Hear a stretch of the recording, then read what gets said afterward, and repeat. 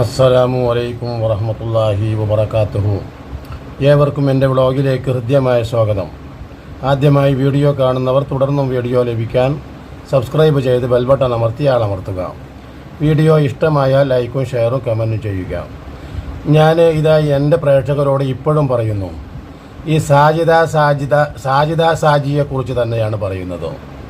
എനിക്കെതിരെ ഭയങ്കരമായ ഏതാനും ചില ആളുകൾ മാത്രം ഈ സാജിദയെ റിയാക്ട് ചെയ്ത് സ്വാഭാവികം മാത്രമാണ് നമ്മൾ വ്ളോഗ് ചെയ്യുന്നത്.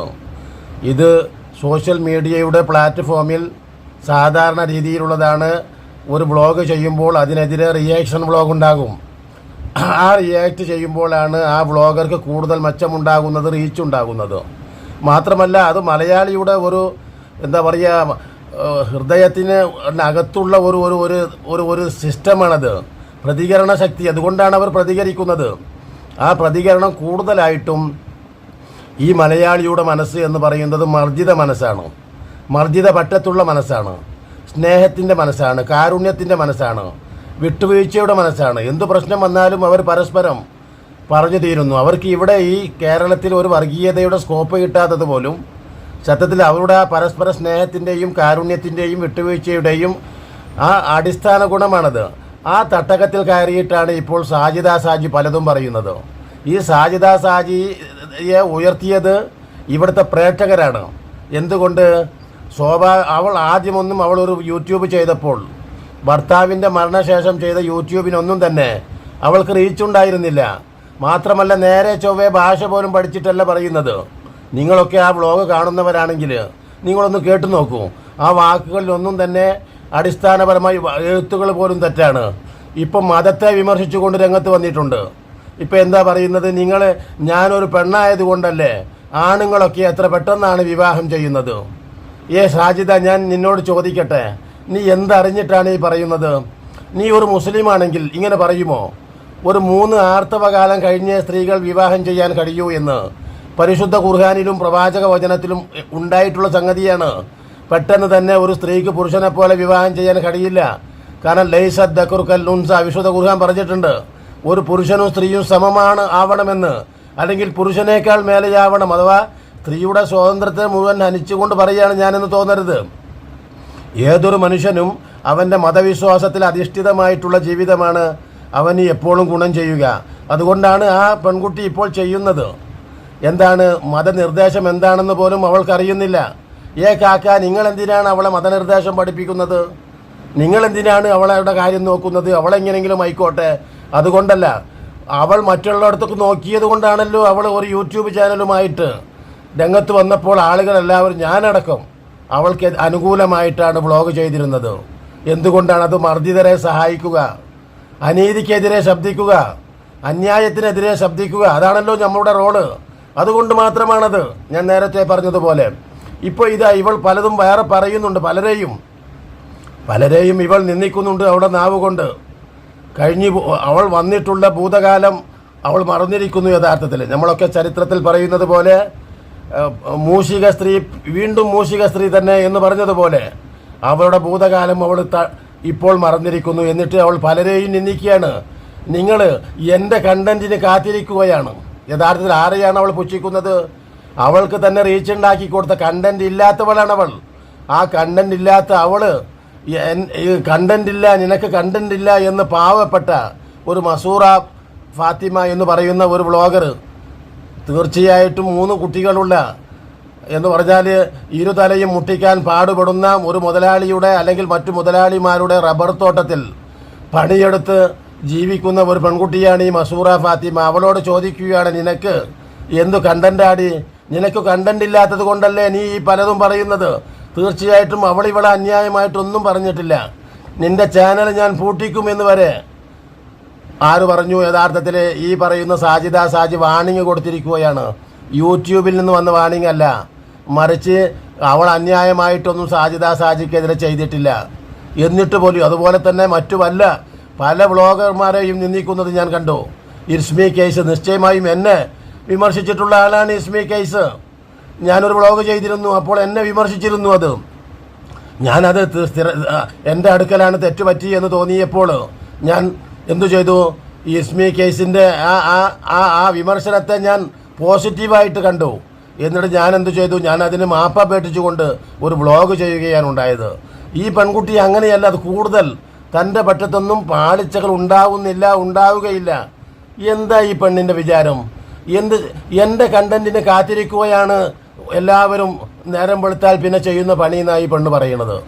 ഇവിടുത്തെ വിദഗ്ധന്മാരായ വ്ളോഗർമാർ, സെലിബ്രിറ്റികൾ ഒക്കെ എൻ്റെ വാക്കുകൾ കാതോർത്ത് കിടക്കുകയാണ് രാത്രി മുഴുവനും. രാത്രി ഒരു 8 മണി 9 മണിക്ക് കിടക്കാൻ പോയിട്ട് നേരം ഒരു 5 മണി 6 മണിക്ക് എഴുന്നേൽക്കുന്നവരൊക്കെ സാജിദ എന്തു പറയുന്നു, സാജിദ എന്തു കാട്ടുന്നു നോക്കണം. ഇപ്പം ഞാൻ പറയുന്നത് അതല്ല. ഇത്തരത്തിലൊക്കെ ഉള്ള പ്രവർത്തനങ്ങളാണെങ്കിലും ഇതുവരെയും ഉണ്ടായിരുന്ന ഇപ്പം ഏതോ ഒരു ചെറുക്കനുമായിട്ട് അവൾ പ്രത്യേക രീതിയിൽ എന്താ പറയുക, സൗന്ദര്യവർദ്ധക വസ്തുക്കൾ ഉപയോഗിച്ച് പ്രത്യേക വസ്ത്രധാരണം നടത്തി ഈ ചെറുക്കനോടൊത്ത് അവൾ എന്തൊക്കെ കാട്ടിക്കൂട്ടുന്നു, എൻ്റെ ഭർത്താവാണ് എന്ന് പറയുന്നുണ്ട്. ഞാനത് വിശ്വസിക്കുന്നില്ല. നിങ്ങളിൽ എത്ര പേരാണത് വിശ്വസിക്കുക എന്ന് എനിക്ക് അറിഞ്ഞുകൂടാ. എന്തുകൊണ്ടെന്നാൽ അവരുടെ വാക്കുകൾക്ക് വിശ്വാസ്യത നഷ്ടപ്പെട്ടു. അത് എപ്പോഴാണ്? ആദ്യകാലത്ത് തന്നെ അവരുടെ വാക്കുകൾക്ക് വിശ്വാസ്യത നഷ്ടപ്പെട്ടിട്ടുണ്ട്. കറി വെക്കുന്നതും കഞ്ഞി കുടിക്കുന്നതും കുട്ടികളെ കഴുകുന്നതും എന്തിനാണ് നിലം വൃത്തിയാക്കുന്നതും എല്ലാം അന്ന് കിട്ടിയ മീനും അതിൻ്റെ കറിയും അതിൻ്റെ രുചിയും എല്ലാ ദിവസവും വെളിപ്പെടുത്തിക്കൊണ്ടിരിക്കുന്ന ആ പെൺകുട്ടി അവളാക്കി മാറ്റിയത് ഇവിടുത്തെ പ്രേക്ഷകരാണ്.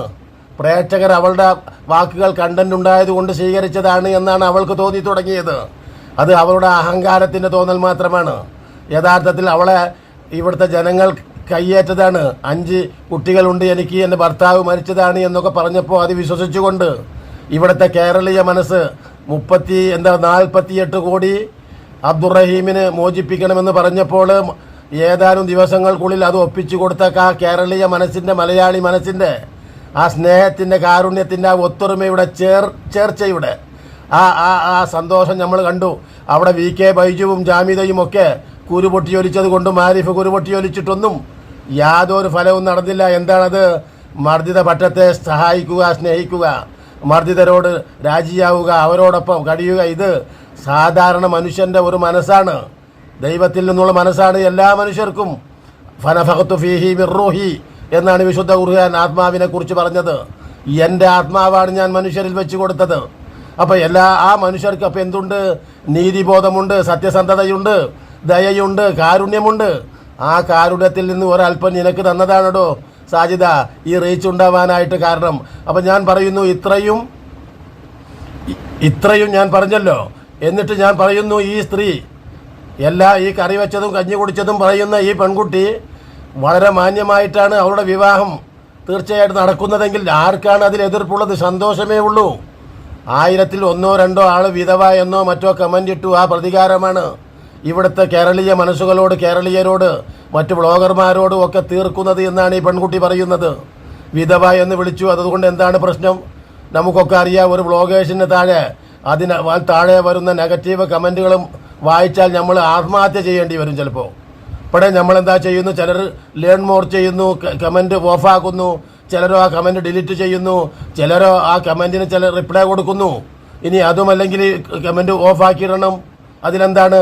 അപ്പോൾ ആളുകൾ ഏതോ കുറച്ച് ബുദ്ധിപൂർവ്വം ചിന്തിക്കാത്ത ഏതാനും ചില ആളുകൾ എന്തെങ്കിലും നെഗറ്റീവ് കമൻറ്റ് ചെയ്യുന്നുണ്ടെങ്കിൽ അതിനെന്തിനാണ് സാജിദ നീ മറ്റുള്ളവരെ മുഴുവനും നിന്ദിക്കണത്?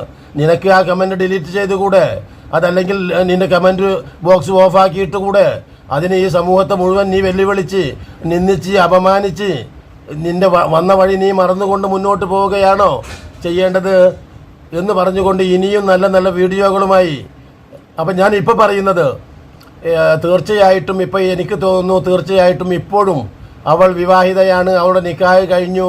ഇതൊക്കെ പറയുന്നത് ഞാൻ വിശ്വസിക്കുന്നില്ല. നിങ്ങളിൽ എത്ര പേർ വിശ്വസിക്കുന്നുണ്ട് എനിക്കറിഞ്ഞുകൂടാ. എന്തുകൊണ്ടെന്നാൽ എല്ലാ കാര്യങ്ങളും ഈ പരസ്യമായി സോഷ്യൽ മീഡിയയിൽ കാണിച്ച അവളുടെ ഭർത്താവിൻ്റെ പേര് വെളിപ്പെടുത്തുന്നില്ല. ഭർത്താവ് ഇപ്പോൾ ഏതാനും ദിവസമായി ഒരു റീലിട്ടും ഷോർട്സ് ഇട്ടിട്ടും ഈ സമൂഹത്തെ നിന്ദിച്ചുകൊണ്ട്, അഥവാ മറ്റു കാര്യങ്ങളൊന്നും അവൾ പറയുന്നില്ല. ഭർത്താവ് എവിടെ നിന്ന്, എന്നാണ്, എപ്പോൾ തുടങ്ങിയതാണ്, ആരാണ് നിക്കാഹ് ചെയ്തത്, ആരാണ് ചെയ്യിപ്പിച്ച് കൊടുത്തത്, അതിനുവേണ്ടി തീർച്ചയായിട്ടും ഒരു നിക്കാഹ് ഒലി വേണം. ആ ഒലിയിനെ ആരാണ്, ഇവൾ ആരെയാണ് നിശ്ചയിച്ചത് തുടങ്ങി ഒരു കാര്യങ്ങളും ഇവൾ വ്ളോഗിലൂടെ വ്യക്തമാക്കുന്നില്ല. അതുകൊണ്ട് തന്നെ ഇവളുടെ നിക്കാഹ് നടന്നു എന്ന് എന്തിനാണ് പേടിക്കുന്നത്? ന്യായമായ മാർഗത്തിൽ ഒരു നിക്കാഹ് നടന്നിട്ടുണ്ടെങ്കിൽ അത് പരസ്യപ്പെടുത്തുന്നതിൽ എന്തിനു പേടിക്കണം? പ്രവാചക തിരുമേനി ഒരു മുസ്ലിമാണല്ലോ. നീ അസ്സലാമു അലൈക്കും പറഞ്ഞിട്ടാണ് നീ തുടങ്ങുന്നത്. നീ എപ്പോഴും മാഷാ അല്ലാ അൽഹംദുലില്ലാ പറയുന്നുണ്ട്. അപ്പം നിനക്ക് ഒരു വിവാഹിതയാണെങ്കിൽ നിനക്ക് എന്തുകൊണ്ട് സന്തോഷകരമായിട്ട് ആ വാർത്ത പറഞ്ഞുകൂടാ? ഞാനിതാ അൽഹംദുലില്ലാ, ഞാനിതാ വിവാഹിതയായിരിക്കുന്നു, ഇന്ന സ്ഥലത്തുള്ള ഭർത്താവാണിത്. നീ അരക്കൈ ജാക്കറ്റ് ഇട്ട് നിൻ്റെ ഗുഹ്യഭാഗങ്ങൾ വെളിപ്പെടുത്തി ഒരു ട്രൗസർ മാത്രം ഇട്ട് നിൻ്റെ വരനുമായി നീ കെട്ടിപ്പിടിച്ച് ഇതൊക്കെയാണോ യഥാർത്ഥത്തിൽ ജനങ്ങളോട് വെല്ലുവിളിക്കുകയല്ലേ? അവരോട് നല്ല നിലയിൽ നിനക്ക് ക്ഷണിക്കാൻ കഴിയില്ല. ഞാൻ മനസ്സിലാക്കി, ഞങ്ങൾ ഓരോരുത്തരും മനസ്സിലാക്കി. നിനക്ക് ഞങ്ങളെ വ്യക്തിപരമായിട്ട് ആരെയും ക്ഷണിക്കാൻ കഴിയില്ല. പക്ഷേ നീ അത് മാന്യമായ രീതിയിൽ ഒരു ക്ഷണം നടത്തിയാൽ മതി. നിൻ്റെ നാവ് കൊണ്ടും വായ കൊണ്ടും നിന്നെ സഹായിച്ച ആ കൈകളെ തീർച്ചയായിട്ടും ആ കൈകൾക്ക് കരുത്തായിരുന്നു ആ വാക്കുകൾ. ഇതാ എൻ്റെ മംഗല്യം നടക്കാൻ പോകുന്നു, എൻ്റെ നിക്കാഹ് ഇന്ന ദിവസം നടക്കാൻ പോകുന്നു, അത് ഇന്ന സ്ഥലത്തുള്ള വരനാണത്, ഇന്ന സ്ഥലത്ത് ഇന്നതാണ്, ഇവിടെ വെച്ചാണ് ഞാൻ നടത്തുന്നത്. അതുകൊണ്ട് എന്നോട് സഹകരിച്ച നിങ്ങളൊക്കെ തുടർന്നും നിങ്ങളുടെ സഹകരണം എനിക്ക് വേണം. ഇത്രയൊക്കെ അത് പറയാനുള്ളൂ. അതിന് നീ ഒരു രാക്ഷസീയ മുഖം കാണിച്ച് മറ്റുള്ളവരെയൊക്കെ നിന്ദിച്ചുകൊണ്ട് പറഞ്ഞത് ശരിയായില്ല സാജിദ എന്ന് പറഞ്ഞുകൊണ്ട് ഇനിയും നല്ല നല്ല വീഡിയോകളുമായി നിങ്ങളെ കണ്ടുമുട്ടുന്നത് വരെ നിങ്ങൾക്ക് നന്ദി.